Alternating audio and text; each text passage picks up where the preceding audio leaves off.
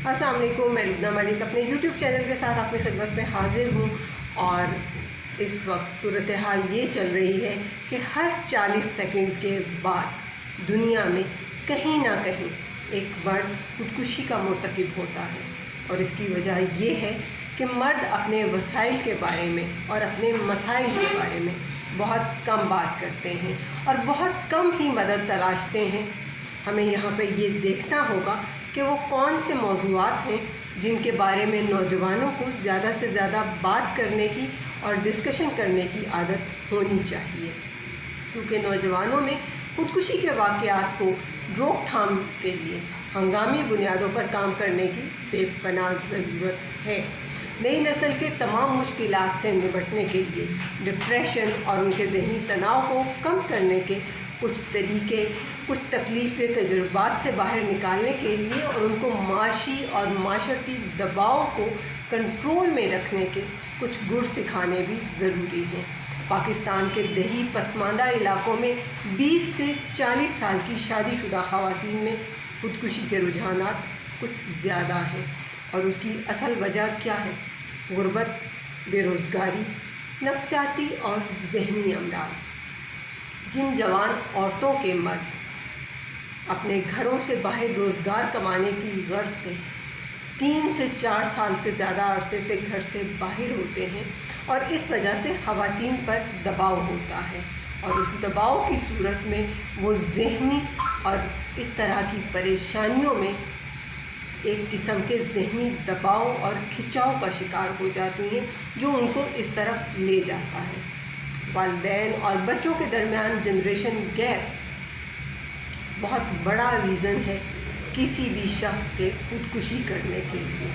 کیونکہ جب بچے والدین سے دور ہوتے ہیں اور والدین کی بتائی ہوئی باتوں اور بتائی ہوئی تربیت کے مطابق وہ نہیں چل پاتے، تو پھر اس وقت صورتحال مزید خراب ہو جاتی ہے۔ اور یہاں پر ایک سروے کے مطابق خودکشی کرنے والی خواتین میں اکثریت شادی شدہ خواتین کی ہے، جس سے یہ پتہ چلتا ہے کہ شادی شدہ خواتین کے ساتھ ان کے سسرالیوں کا غلط رویہ ان کے ایسے انتہائی قدم کا باعث بنتا ہے۔ کبھی کوئی بھی نوبے ہاتھا دلہن موت کو گلے لگا لیتی ہے، صرف اور صرف کبھی ساس کے سلوک سے، کبھی نند کے ایسے سلوک سے، اور کبھی اپنے شوہر کے ہی ایسے ناروا سلوک سے تنگ آ کر، اور فائنلی وہ اپنے آپ کو ختم کر لیتی ہے۔ اور کہیں پر یہ ہوتا ہے کہ بیوی کی ناجائز فرمائشوں سے تنگ آ کر بہت سے بے روزگار نوجوان جو اپنی بے روزگاری سے عاجز ہوتے ہیں، ایٹ دا اینڈ اپنے آپ کو سولی پر لٹکا لیتے ہیں۔ اور یہ تمام چیزیں ایسی ہیں کہ جن کی روک تھام بہت ضروری ہے، کیونکہ جب بھی کوئی بچی یا بچہ غصے میں آ کر خودکشی کی دھمکی دیتا ہے، تو ایسی حالت میں اس کی دھمکی کو محض دھمکی برائے دھمکی نہ سمجھا جائے،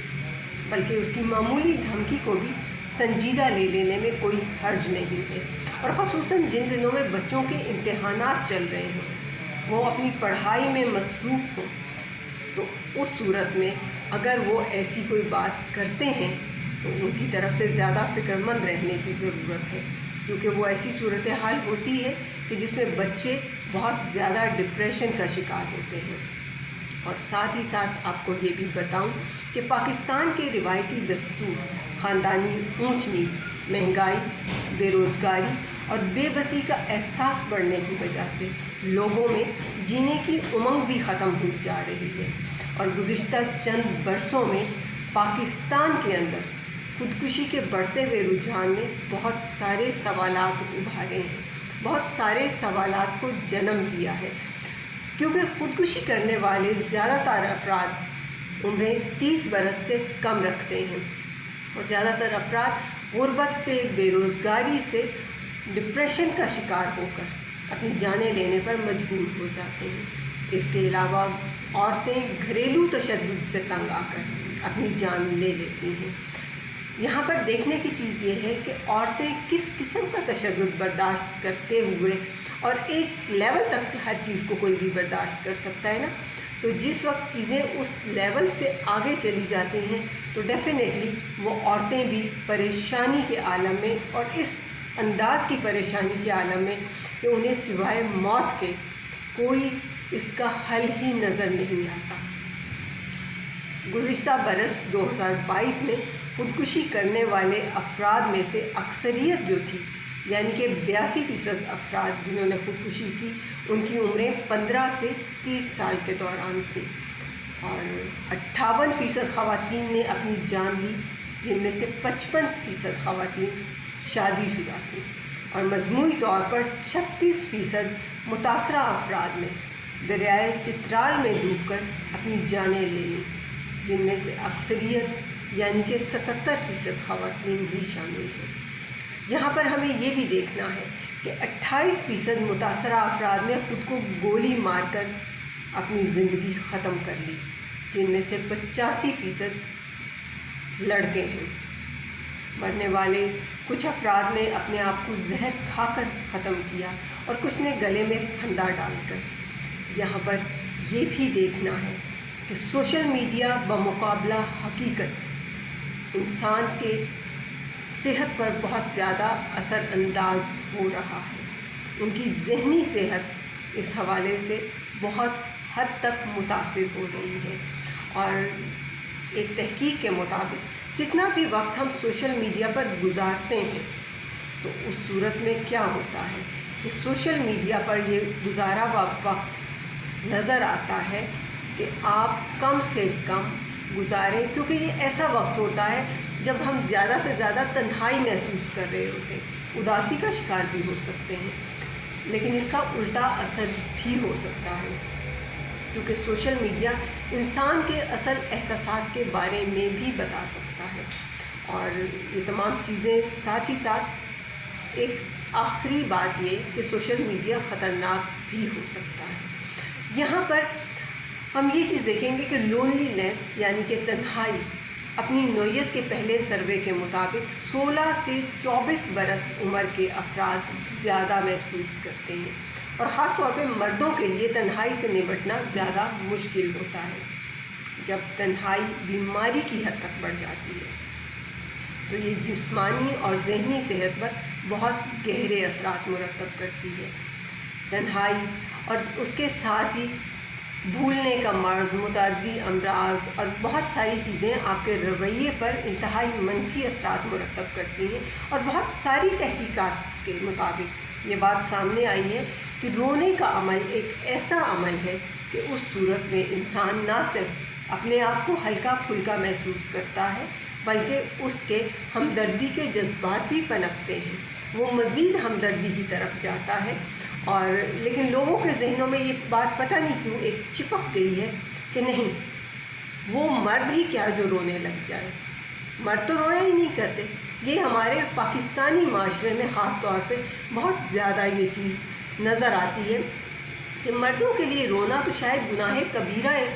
کا درجہ اس کو دے دیا گیا ہے کہ نہیں، یہ کیسی بات ہے کہ تم رو گے، نہیں تم نے نہیں رونا۔ اور اس طرح کی باتیں کرتے ہوئے ہم جب مردوں کو رونے سے ہٹا لیتے ہیں تو ان کے اندر کا کتھارسس ہی نہیں ہونے پاتا۔ اور ایک اور سروے کے مطابق 18 سے 24 برس کے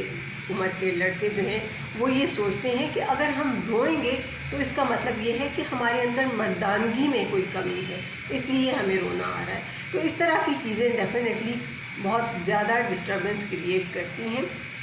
ہمیں ان تمام چیزوں کو دیکھنا ہوگا کہ ایسی چیزوں سے ہم نپٹ سکیں اور ایسی چیزوں سے دور ہو سکیں۔ اور عظیم انسانوں کا یہی شیوا ہوتا ہے کہ اپنے اختلافات میں، اپنے جھگڑوں میں بلا وجہ اپنی اولاد کو نہ گھسیٹا جائے، کیونکہ والدین کے جھگڑے اور ان کے سرد و ترش رویے اولاد کو زج کر کے رکھ دیتے ہیں۔ اکثر گھرانوں میں یہ دیکھا گیا ہے کہ ادھر سے ماں کہہ رہی ہوتی تمہارے ددھیال والے بالکل بھی اچھے نہیں ہیں، اور باپ بیٹے کو بلا کے یہ کہہ رہا ہوتا ہے تمہارا ننھیال بالکل صحیح نہیں ہے۔ اور یہ چیزیں جب بچہ سنتا ہے تو اس کے اندر نیگیٹو رویے پیدا ہونا شروع ہو جاتے ہیں۔ تو ان چیزوں سے بچنے کی ضرورت ہے، کیونکہ آپ کسی کا نقصان نہیں کر رہے، آپ اپنے بچے کا ذہن آلودہ کر رہے ہیں، آپ اس کے خون کو آلودہ کر رہے ہیں، کیونکہ کل کو آپ تو لڑ بھیڑ لینے کے بعد ایک دوسرے سے پھر مفاہمت کر لیں گے، لیکن آپ کے بچے اس جنگ میں اپنی زندگی کی بازی ہار جائیں گے۔ لڑائی، جھگڑے، تنازعات اور اختلافات کس گھر میں نہیں ہوتے، لیکن کامیاب انسان وہی ہے جو اپنے جھگڑوں کو، اپنے تنازعات کو اپنے گھر کی چار دیواری سے باہر نہیں آنے دیتے، بلکہ اپنے اس چار دیواری میں ہی ان جھگڑوں کو، ان تنازعات کو دفن کر لیتے ہیں۔ گھریلو معاملات خراب ہونے کی صورت میں ایک دوسرے کو بولنے کا موقع دینا چاہیے تاکہ انسان کے اندر کا کتھارسس ہو سکے، کیونکہ مثبت سوچ اور الفاظ کا زبردست چناؤ بڑی سے بڑی ٹینشن اور بڑے سے بڑے مسئلے کو چٹکیوں میں حل کر سکتا ہے، آپ کا بہترین معاون ثابت ہو سکتا ہے۔ حالات کی زد میں آ کر اپنی جان لینے کا کوئی معاملہ اللہ سے چھپا ہوا نہیں ہے۔ قرآن و سنت کی روشنی میں اپنے مسائل کے حل دریافت کریں، اپنے دل و دماغ کو اور روح کو تر و تازہ رکھنے کی کوشش کریں، اور کوشش کریں کہ خودکشی جیسے کبھی فعل سے کوسوں دور رہیں، بچے رہیں۔ پاکستان زندہ باد، پاکستانی قوم پائندہ باد۔